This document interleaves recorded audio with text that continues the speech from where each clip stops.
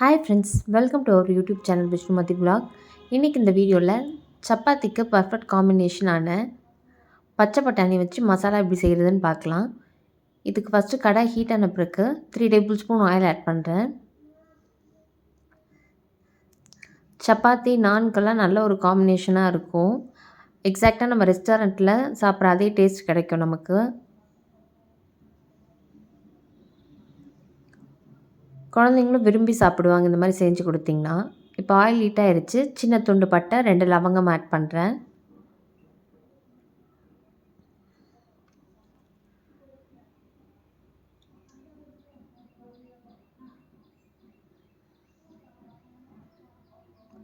இப்போ பட்டை லவங்கம் பொரிஞ்ச பிறகு 2 பெரிய வெங்காயத்தை ஃபைனாக சாப் பண்ணி வச்சுருக்கேன், அதை ஆட் பண்ணுறேன்.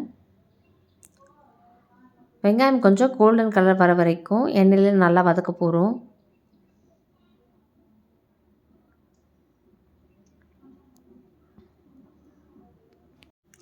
வெங்காயம் இந்த அளவுக்கு கலர் வந்த பிறகு இப்போ இஞ்சி பூண்டு பேஸ்ட் இதில் ஆட் பண்ண போகிறேன். 1/2 டேபிள் ஸ்பூன் பூண்டு பேஸ்ட், 1/2 டேபிள் ஸ்பூன் இஞ்சி பேஸ்ட் ஆட் பண்ணுறேன். இப்போ இதோட ரா ஸ்மெல் போகிற வரைக்கும் நல்லா எண்ணெயிலே வதக்குறோம். பச்சை வாசனை போகிற வரைக்கும் நல்லா வதக்கியாச்சு. இப்போ 1/4 கிலோ பச்சை பட்டாணி உரித்து வச்சுருக்கேன், அதை ஆட் பண்ணுறேன். ஆட் பண்ணிவிட்டு ஒரு 10 மினிட்ஸ்க்கு நல்லா வதக்கணும்.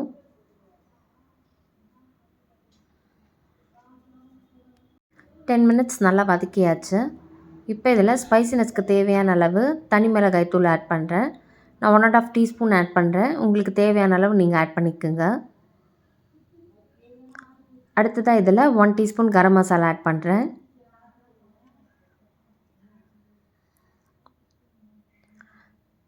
தேவையான அளவு சால்ட் ஆட் பண்ணிக்கணும். இப்போ இதை ஜஸ்ட் ஒரு 1 மினிட்க்கு வதக்கினா போதும்.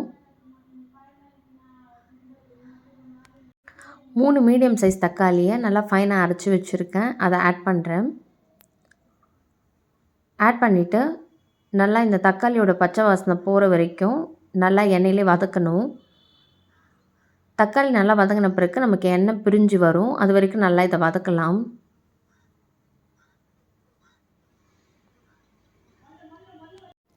ஆல்ரெடி பட்டாணி நம்ம 10 நிமிஷம் நல்லா வதக்கியிருக்கோம். இப்போ தக்காளியும் நல்லா வதங்கின பிறகு மிக்ஸி ஜாரில் கொஞ்சமாக தண்ணி ஆட் பண்ணி அலசி வச்சுருக்கேன், அதை ஆட் பண்ணுறேன். ஜஸ்ட்டு பட்டாணி குக் ஆகிற அளவுக்கு தண்ணி ஆட் பண்ணால் போதும், ஓவராக ஆட் பண்ண தேவையில்ல. அப்போ தான் நம்மளுக்கு நல்லா திக்காக கிடைக்கும். இப்போ மூடி போட்டு க்ளோஸ் பண்ணி கேஸ் மீடியம் ஃப்ளேமில் வச்சு ஒரு 15 மினிட்ஸ்க்கு நல்லா குக் பண்ண போகிறேன். 15 மினிட்ஸ் ஆகிடுச்சு. இப்போ ஓப்பன் பண்ணி பார்க்கலாம்.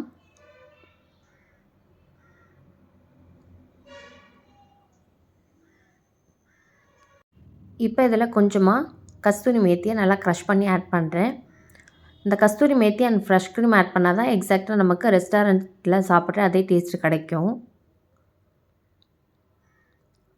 அடுத்ததாக இதில் அமுல் ஃப்ரெஷ் க்ரீம் கொஞ்சமாக ஆட் பண்ணுறேன். உங்கள்கிட்ட இந்த ஃப்ரெஷ் க்ரீம் இல்லைன்னா பால் ஏடு நீங்கள் வீட்டில் சேவ் பண்ணி வச்சுருந்தா அதை கூட கொஞ்சமாக ஆட் பண்ணிக்கலாம். இப்போ நல்லா மிக்ஸ் பண்ணிடலாம்.